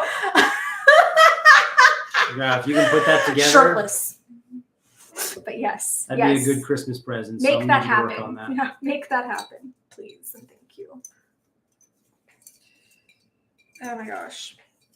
Okay, we still have several left. Tammy Moyer says, I managed to make myself do some things I'd been neglecting in my deep depression. Finally stuck my neck back out in regards to my job search as well. It was only 2 applications, but better than what I accomplished last week and half the week left. 2 applications is 2 applications. It only takes 1. So big snaps for that. And for putting yourself out there. Like Aaron was saying, like with dating, job searching is very much the same, that you tend to start feeling bad about yourself when you're going to get a lot of rejections, and that's just, it happens. I look at it, whether dating or job search, that every no is closer to the yes. It's a numbers game. That's all it is. I don't care who you are. It's just a numbers game, and every no is bringing you closer to the yes. So I read this thing one time about this guy who actually collected no's. Like that was his mental health practice, was he said, I'm aiming for this many no's. This is how many no's I'm aiming for, because then at that point, like you have a goal, you know, and you're accepting, as we were talking about earlier, it's going to happen. It has nothing to do with you. It has nothing to do with your resume. And if you feel like it does build your resume, but it has to do with the fact that, you know, there's a lot of applicants. I mean, be it a relationship or a job, there's a lot of applicants, and it's very difficult. I've worked at the same company for quite a while, and we've had a lot of people come and go throughout the years. And one of the things that we've learned, I'm a network engineer and I do IT for a living, is that you can teach somebody the technical skills. You can't really teach somebody the personality, the culture that they bring. I would much rather work with somebody who has low technical skill, but that I can work with, than teach somebody that is an IT genius and it's just impossible to work with. Yep, it just doesn't work that way. And that's difficult to convey in a resume, which is really all that your potential employers have to go off of. But if you're getting a lot of no's, I would really look at some online resumes to try to compare to, because just the simple minor things make such a big difference. I've looked at a lot of resumes over the years, and I'm very, very critical of resumes. You're too far away from me. Wendy's too far away from me. So even if you don't change any of the content that's on there, change the way that it's arranged, change the way that it looks, change the font. And it's such small, subtle things that make a big difference. Warrior Poet saying get well soon. He has to go. Thank you. Storms inbound. I'm so jealous. Please send some to me. I'll probably be in this cast for another 5 or 6 weeks, and then I'll have to do a lot of physical therapy after that. So, but you're gonna get better and better. Yep, I'll fight through. I like that Jake says that he brings this up. There are a lot of people that stop at a certain amount of no's, though, and that's going to change for everybody. Some people are going to stop after the first no. Some people stop after 5, 100, whatever the case is. But what if, hear me out, the next one's a yes, and you will never know because you stopped. I mean, it can wear you down after a while, but can you see I don't think you can see that one. This is one of the pictures on my wall, and it translates to "Don't let the bastards grind you down." No lite te bastardes caborandorm. Don't let the bastards grind you down. So that is one of my reminders. I have a whole wall of reminders. I feel like I need to post this. Oh my gosh. Here. Yeah, please hang that. Please oh, you can't rehang that. I will. So we have a couple more short snaps here. Man, we are going long. We are going long today. Let's see. So we are at 120. Goal is 250. Let's see if we can get there. Believe me, it will be a very big help. Last stream, it was so immensely. It was almost legitimately life-saving. It really was. I was able to deal with groceries. I was able to deal with the college situation. I was able to check a few things off. So being able to check things off my list. I put a big checkbox back on that list. Immensely, empty checkbox on that. So, but it immensely fills my bucket. So thank you guys so much again for the support, and every little bit helps. BM03431 says, my win, helping a veteran feel safe to unpack some of his past and be able to talk about it. That is huge, especially for veterans who feel often like they need to compartmentalize and they shut down because they don't know how to open up. So that is huge. That is a great win. Thank you for sharing. Bye, Panther. See you later. Gotta go, but I want to thank you, Amanda, for making me take a step back from thinking about S. You make an awesome couple, by the way. Thank you. I like him. I rather like him, and thank you for staying. Please stay. We do these streams every 2 weeks too, so we'll be back in a couple weeks if you want to come back and join us. But yes, we're here, and David dropped Discord, so if you feel free to stop by anytime. We have a lot of the community members that hang out over there to chat for people who need to talk. Sony Blue says, blue. Oh my gosh, my brain. I started eating more fruits and vegetables. Fruit and veg. I forget how important diet is, and it's one of the things to slide. One of the first things to slide when I get in a funk. We were just talking about this. So big snaps to you for incorporating that. I know it's not easy, but it really helps. And in the course, I go over a lot of the foods and the nutrients that we need for optimal brain health, for optimal mental health. That's the whole point of that emotional eating the right way is what foods to go to, like what you're really needing the most of, what is high in that. So that is huge, and it can make all the difference. Because I notice when I get in that funk and I start going, oh my God, and things start declining and I start eating worse. I mean, it's a horrible catch-22 to get stuck in because you feel bad, so you eat bad, and then you eat bad, so you feel bad, and you get stuck in this cycle. Oh, love is holding your boyfriend's arm to help him keep it elevated. Yeah. My whole arm completely aches all the time on my arm? because thank you, David. I have a massive shoulder pain now, and just everywhere in my whole arm just aches constantly now. It's just insane. Love is leaning over the top of the shower to wish your boyfriend's hair when he has a broken wrist because he couldn't get his hair done. Yeah, thank you, David, for posting the Discord, and thank you for the pledge. Oh, I forgot to mention that any bigger pledges, please do through PayPal. Yeah, do through PayPal or Venmo. You're fine, David. But YouTube started taking out a pretty high percentage of donations, of pledges. I'd forgotten about that today, but if you do, just let me know and I should be able to pull it up. It does notify me. So if you are wanting to do a bigger pledge for the stream, just let me know. And the information is in the description of the streams. So if you go back to a previous stream. Donut Predator 4945 says, I stopped cutting and told myself I was good enough. Nice. Big snaps. And you are good enough. Yeah, thanks for that. And you very much are good enough. And I'm glad that you're seeing it. Snaps to you for seeing it. Bye, Black Dog. I know a few people are jumping off now, normally Instagram, but I got to be up in a couple hours to meet family from the other side of the world. Awesome. Be decent to yourselves and each other. Enjoy your family. Enjoy your time, hopefully some time off, time to relax, time to spend time with the loved ones. And yeah, we'll see you next time. Snap for being here. I'm stuck on a snap train right now. A whole bunch today. Black Dog says, haha, that's basically what my granddad says. Don't let the bastards get you down. Yep.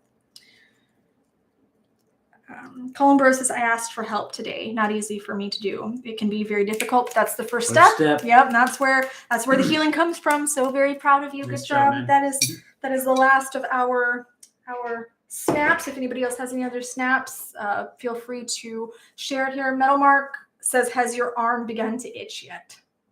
Not particularly. This is actually removable cast, so it's hard plastic that they use to heat mold to mold it around, but I can actually take it off. And so if I need to scratch it, I can actually scratch it. So at the current moment, it actually does itch a little bit right here, but they did surgery on it and they put in a plate.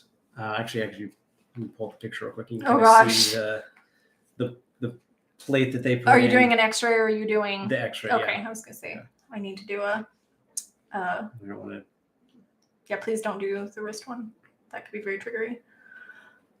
I want to start a band called the Down Bastards. That's what David said. Hi, Linux. Or Linux, I think that's how you say it. Mix has got to go slap some robots around. So there's a plate that they put in my wrist right there. And then that's a top-down view of it. That looks like something off a saw. Maybe I'm just saying. Yeah. Sorry if that was hard for anybody to see, but yeah, that's why I asked beforehand. Yeah. So they put an incision about right here on my wrist and put the plate in, and then, well, the first night I was there, they basically took my wrist and whacked it around a bunch to try to reset the bones, and that didn't work fully, so they had to do surgery. That's when they put the plate in. But I think because they put the plate in, I don't need a full actual cast. I just need something to mostly stabilize it.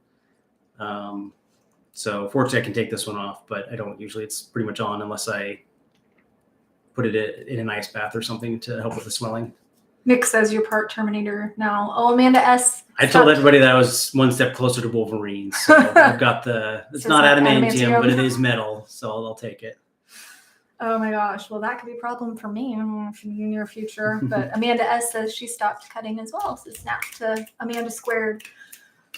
Oh, I think we're starting to wind down. We haven't quite met our goal, but that's okay. If you want to get any last snaps in, any last pledges in. Oh, David says he has the same plate. Oh, you guys are practically brothers now. That's adorable. I'm surprised you could do that. Oh, Tim says, fingers crossed, about to unload on my therapist. Love it. You just go dump it all out. That's what they're there for. Yep. Do not go easy on them. You let them have it. Word vomit. Slow Country says, I feel your pain, brother. I've had 4 spinal surgeries, and I tell people that I'm literally screwed together. My dad was full of pins and screws. Like, my dad, his left leg couldn't bend. He was in a semi accident before I was born. He took the ditch to miss a drunk driver. One of the many reasons that I really struggle with the concept of drunk driving. I remember, side tangent, I was working at a smoke shop right after my mom died because it was right next door and I just needed a quick job for money. And there was a book there called How to Not Get a DUI or something like that. And don't drink and don't drive. Not to get your ass beat by the police. Yeah, that's the same thing. It cracked me up. But my dad, the gear shift went through him. So the gear shift impaled him like right between vital organs. The gear shift impaled him. He had the imprint of the steering wheel and he broke, I don't even know how many bones, but his left leg wouldn't bend. They had to fuse his leg in a way that his left leg never bent again. So he walked with a straight leg. And when I learned to walk, I walked like that. So I walked with the straight left leg. And it was a big challenge for him. David says, I had a girl say I was like RoboCop with all my inner metal. See, we all have some inner metal, right? I thought RoboCop was only like an exoskeleton. I have no idea. Christopher Palmer says, it looks like I have an erector set in my left foot now. See, I've never broken anything. This is not wood. This is, oh my God, I have no wood. The floor. Is that actual wood? Yeah. Okay. I've never actually broken anything. Broken both wrists at this point. Yeah, I've never broken anything, or as far as I know, pulled anything or any, and which is kind of interesting because I'm a bit of an adrenaline junkie. So you would think that I've done more. Does she need to go out? Is she okay? Did she go out before this? No. My time has ended. I gotta get back. I just didn't. I don't want her.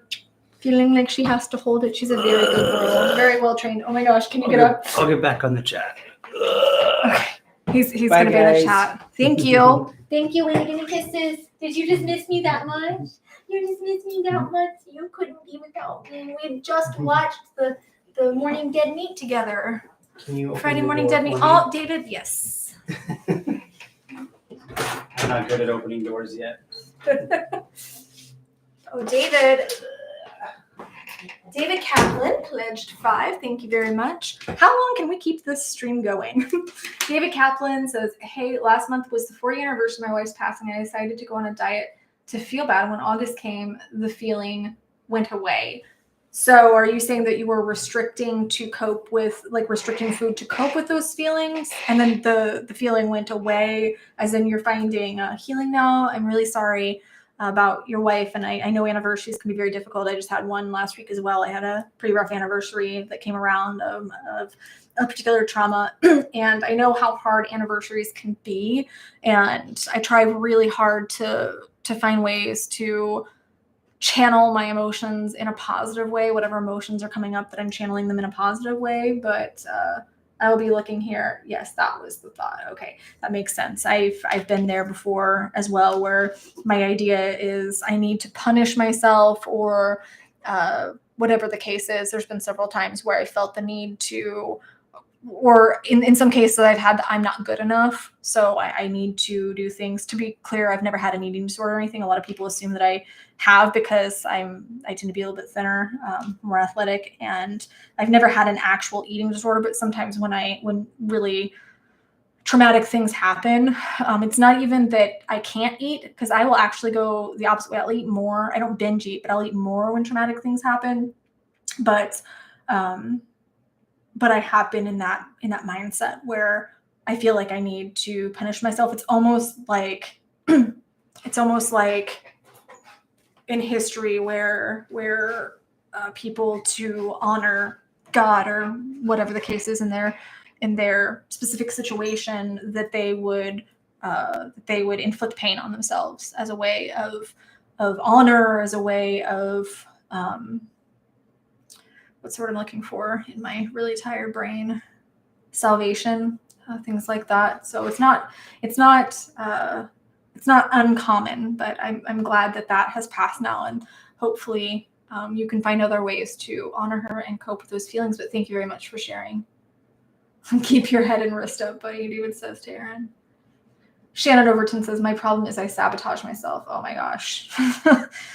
I feel like we all do that to a certain degree, especially those of us that are struggling. But I'm finding a lot more like I can pinpoint it now.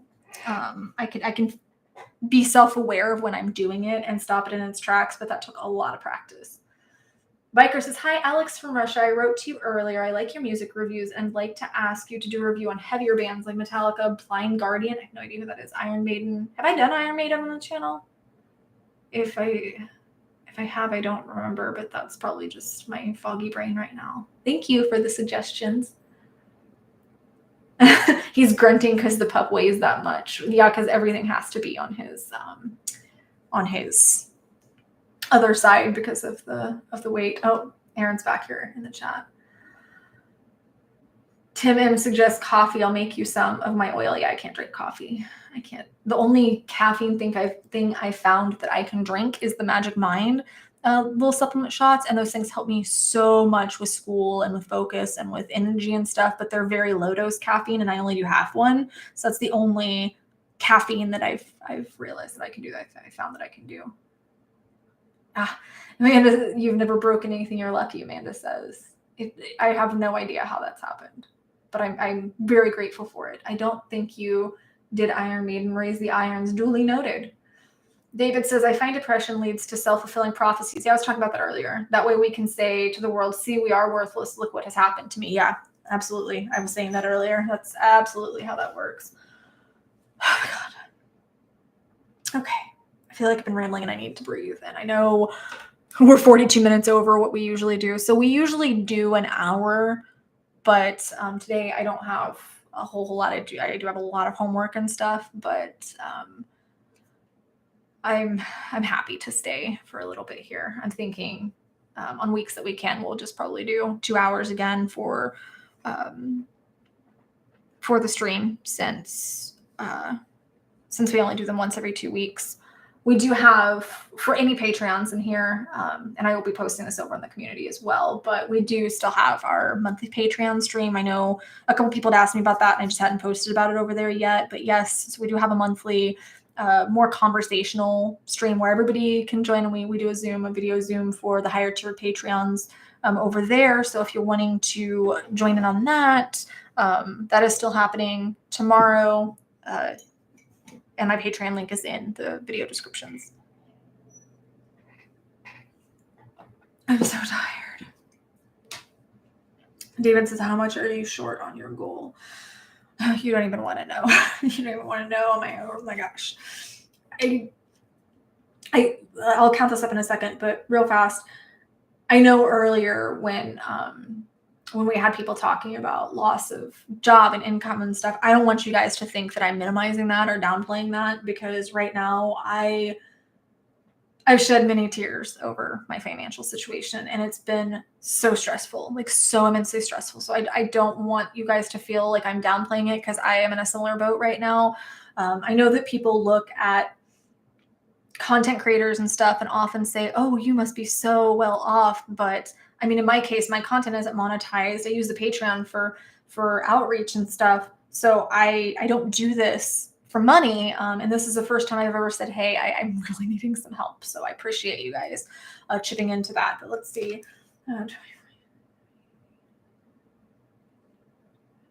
We're at 175 out of the goal of 250. Last week, or last session, we had like 700 and something. It was so amazing. It was just, it helped so much to knock off a couple of those things. And I don't want to say fortunate, but because I am lower income, I'm able to get state insurance right now while I'm going through these things. So it's weird to me to think, because I've never been on regular insurance and then had to use it. So the whole idea of paying hundreds of dollars into it every month, and then also having to pay the deductible, just boggles my mind. Okay, well, I was paying into it every month and I didn't use it, and now you're charging these outrageous several $1,000 deductibles. It's just, yeah, $1 million. Aaron says yes. I am in Phoenix. It is currently 11:46. But yeah. David says, it's funny David Kaplan, sorry. It's funny, when she passed, I gained 150 pounds. Thankfully, I'm really fit now, but in the last 4 years, I've had an unhealthy relationship with food. You know, I've said this before, when it comes to grief, when it comes to loss, when it comes to that kind of trauma, I think we all turn to something because we don't really know how to deal with it, and we're never taught how to deal with it. So we all turn to something. Some people turn to drugs, alcohol, sex, food, whatever the case is. People will turn to things to cope with that. And you recognize it, and you're saying that you're fit now. So you recognize that you're on the right track. Like you're being proactive about it. And the number one thing that you can do, I think the biggest step really that we can take with these things is that self-awareness. When you can be self-aware of that challenge, like when you can be self-aware of what is going on, like what's the problem, then you can work on it. So where is that unhealthy mindset coming from? Is it a feeling like you need to be punished? Is it just feeling like you don't have the energy to make food? Is it you're wanting comfort? Once you can pinpoint that, then it's okay. If I'm wanting comfort, what else brings me comfort? Like what healthy things can I turn to? Are there healthy foods that bring me comfort? Are there ways that I can make this just a little bit healthier, and just finding ways to address those things. It was like that with me for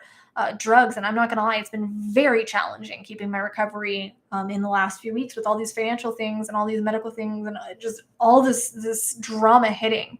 And I found out it's just one thing after another. So I found out I had my pardon hearing on the 29th, which was supposed to be Tuesday, right? I get a notification from them. They lost my fingerprints. and now have to put that off. I'm just going, can somebody please do their job? ASU, like I'm going to ASU. I had taken several club exams, and I took these. The last one was back in May, and the scores got sent over in June. It is now August. They still didn't have my scores. I've been down their throat. They sent me through 4 or 5 different departments.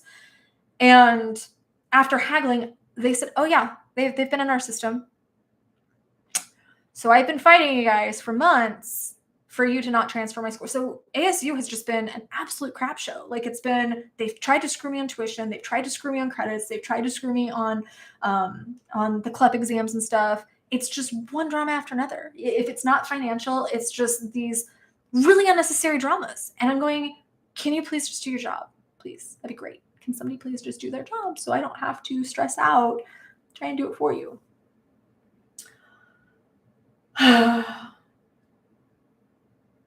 Oh, hello, Narha. Hello, Lass. Christopher Palmer says, where I live, there's only one option for insurance. Every plan they offer requires you to meet the deductible before they start covering any mental health treatment. What? That's nuts. That's why the online options are getting better and better. I've worked with BetterHelp several times in the past, both as a sponsor here on the video, but I've worked with them personally, and it's really helpful to be able to find someone who's more tailored to your needs. It's more affordable. So if that is something you're wanting to do, I haven't done a sponsored video or anything with them for a while, but you can still do the betterhelp.com/Amanda Webster and get 10% off. So if that's something you're needing, please take advantage of that. So with fun story with my EMDR. So you have to do an intake because I haven't been in therapy since 2021. So I ended my therapy at the suggestion of my, at the time, therapist back in June of 2021. I think, because it was, Oh, no, it was July because it was Chester's, the anniversary of Chester's passing. So in July of 2021, we voluntarily ended services, and she said, I don't think that you need therapy anymore. I think you're in a really good place. Like, you have the skills. I don't think that this is beneficial for you to continue. And I'm going, yes. Like, I was so proud of myself. That was a win for me. But because I hadn't been in the system, I have to do another intake and everything, even though I had reached back out to the same place to see if they offered EMDR. So I call them up. I make this appointment, and this is just going to share more of the stress of these things. But okay, so I make the appointment. I fill out all the intake stuff online. So it's 30, 40 minutes of having to fill out all this stuff and answer all these questions online. Fine. I get a call the day before of them saying, we don't have that. But I did it. And I got an email confirming that I did it. So whatever. I get into the appointment, and he says, I don't have that. So he spends 10 minutes finding my intake paperwork that I had done a week prior, right? Fine. So he spends 10 minutes doing this. And then we go through this whole entire appointment that is literally, I need you to relive every trauma you've ever had, and I need you to answer all these questions, some of which are going to be really triggery. Fine. I went into it knowing that. But then at the end, even though, like, he even confirmed, I can hear that you're really struggling. I can hear that you're in a really tough spot right now mentally. He says, okay, so our first appointment is 8 months out. What? And they didn't tell me this till the end of an hour-and-a-half intake. First and foremost, why did you even schedule me? Secondly, why didn't you tell me that in the beginning so you could see if I wanted to wait that long? Thirdly, how? I don't understand. If you're needing mental health services, you need mental health services quickly. So he says, you know what? I think that given everything going on with you, we don't usually do this, but I'm going to refer you out to another agency because it does seem like you're needing more immediate assistance. Not that I'm suicidal or anything, but I did need more immediate assistance, and things are pretty bad, like with the financial and everything. It's just, it's bad. It's life circumstances. So then he gets the other place I call, because I had a referral from the first place, they're able to get me in. They were able to get me in the next day. So I do another intake appointment that was probably about 45 minutes. This guy was pretty good about streamlining things. But then he gives me the address, and it's at a place that's 45 minutes from here.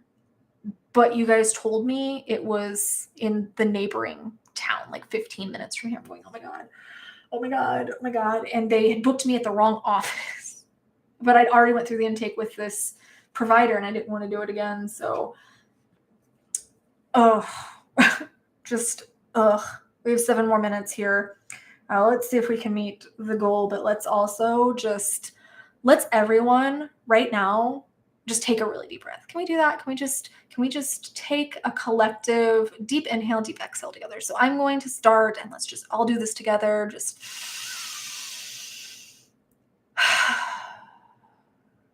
okay. I was thinking about doing some little maybe 5-minute guided meditations live on the streams and stuff. If you think that would help you, let me know. Oh, thanks. I hope you're not talking about my finger, Biker. My poor injured finger, because why not? But yeah, I'm thinking about doing just some guided stuff, or maybe teaching EFT, things like that, leading that on the streams. So if you guys would be interested in that, let me know. Just doing some more guided meditations, guided breathing, guided techniques and stuff to help with anxiety. Maybe we can do that in the beginning as kind of grounding, or in the end, just kind of to recalibrate after some of the emotional things that we share. So let me know if that would be helpful. Jake's right. It's so nuts what you have to go through for mental health help. I had a friend who was actively suicidal, and it took him a year to get into treatment here. It's really criminal. Nara says, well, I was in mental hospital to get some therapy, and now I have to wait for some months that I will be able to get some counseling. I am so sorry. This is exactly what I'm talking about. This is criminal. I know that it's not professional help, but David, can you drop the Discord again one more time? If you're just needing somebody to talk to for now, please feel free to come over to the Discord and share, and we will hold space for you and try to help if it's something that we can help with. Try to give direction and whatnot if we can, but you're not alone.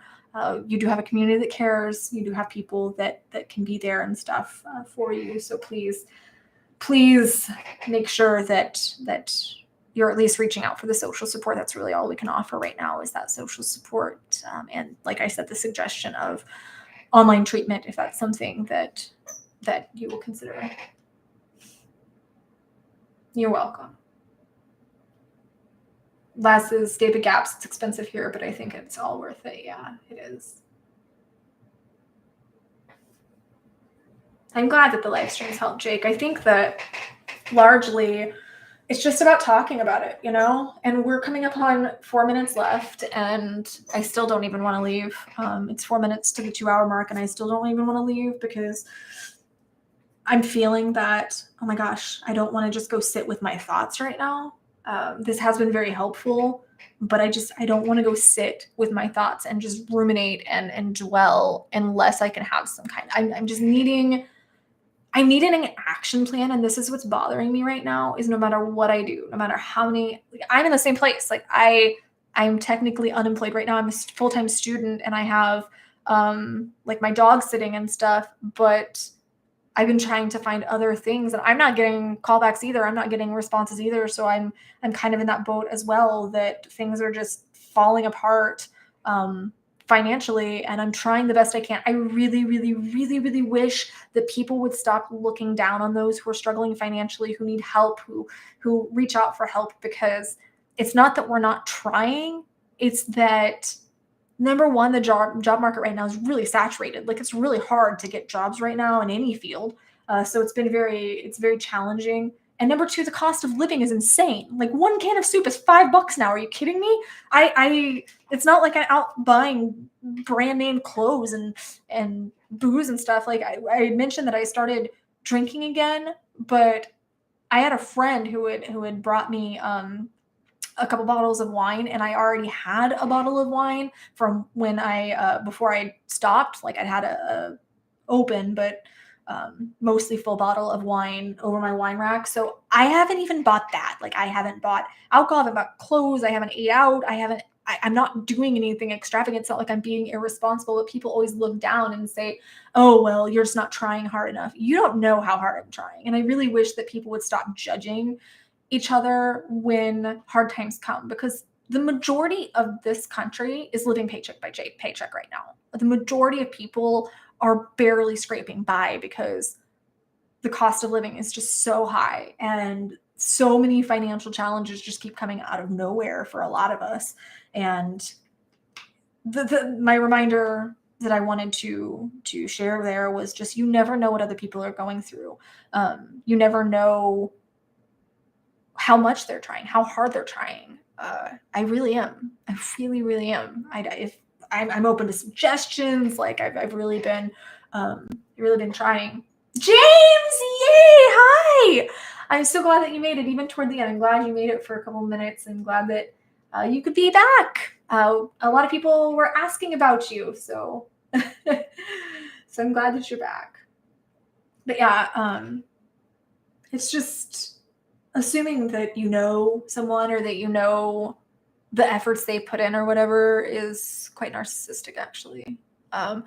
But the other day I got a comment in the community here, and I'll go through once a week and try to respond to comments and stuff and read comments. I'm very adamant about all the comments in my community being at least responded to in some way, whether it's just me acknowledging it with a heart or something, or a thumbs up. But this person was saying, you survive, and all you're doing with your life is making reaction videos on YouTube. You should reconsider and just jump and do us all a favor, or something to that effect. And I thought, number one, obviously that person's hurting. So I don't take things like that personally anymore. I know that a healthy person doesn't lash out at strangers on the internet. So I know that, but I'm thinking, let's see. I do these videos because if you took 30 seconds to look around and read some of the comments, you'd see that the content's very helpful to people. So first and foremost, these videos are helpful. It's not just your average reaction, right? And even if it was, I mean, that's not nothing. You're still providing entertainment and stuff. So number one, I'm doing this for a reason, and you didn't know that reason, and you assumed. Number two, I just got my associates and I'm working on a bachelor's. I do a lot of humanitarian work. I do a lot of outreach and stuff. So how presumptuous to say that all I'm doing is sitting around making reaction videos, which is kind of interesting because I release right now like one every week or two. And like I said, my schedule is going to be inconsistent. So really, that's all you do? That's really what you minimize me, you diminish me to, is just, I just make reaction videos. Like, I'm a mom, I'm a student, I have a business, like I do outreach. What more do you want from me? It goes back to that whole, it's not personal. I could have taken that personally and gotten really upset, but I just responded and said, I know you must really be hurting to be lashing out to someone on the internet, and actually this is why the community exists, and these are some of the things I do. So please don't judge strangers based on, actually what I said was, don't base someone's story or don't assume you know someone's story because you read one page or one paragraph. Hurt people, as Jim said. Yeah. Thanks, James. James, sorry I just made it, but America sucks. In Europe, you get 30-hour work weeks, free healthcare, free college, and people are 2 times more productive than us. Yep. We work people to the ground here and then expect them to be at full capacity. It's just not possible. Oh my gosh, we're a minute past. Dang it, we didn't meet our goal, but that's okay. I still am very appreciative for the pledges and the love and the support today. All the love for Aaron for his poor broken wrist and everything. If you're watching this later and you want to support the cause, so to speak, which is me right now, I did list this in the video description so you can see the different ways you can do that at later time. So just to be clear, the Patreon is still going toward community outreach. So if you're wanting to support community outreach, there's still the Patreon. And then right now, pledges here in the stream or on PayPal and Venmo and stuff are going to help me out of my financial rut so that my mental health can stabilize a little bit. Thank you, James. Metal Mark, I like the like in a song. I got problems only I can tell. Yeah. Thank you. for that reminder. I know I'm not alone, and that's why I've stayed an extra hours, just because I really liked the community right now. I really liked soaking in the energy and being able to share the energy and getting a little bit of support and stuff. It really does mean a lot. I'm not wanting to let go. I don't want to. I just don't want to leave, but I have to. I think I have a whole. Ooh, yes. Aaron gets to be my cadaver. I have to go stage crime scene for my class. So Aaron gets to be my dead body here shortly. So wish Aaron luck in being my dead body for class. I have to go stage crime scene, guys. So yeah, I have three homework assignments and several hundred pages of reading to do for the weekend. So I guess I should probably get a head start on that. But thank you guys so much. I'm glad that you can make it, James. I'm glad that everyone else is feeling the love and support, and that we're just here for each other. If you are needing to talk more, please feel free to come jump on the Discord, and hopefully I will be able to surprise you guys with some content here in the coming week or so. But I love you guys so much, and I'll see you soon. I'm excited for Aaron to be a dead body. I'll see you guys soon. Mwah.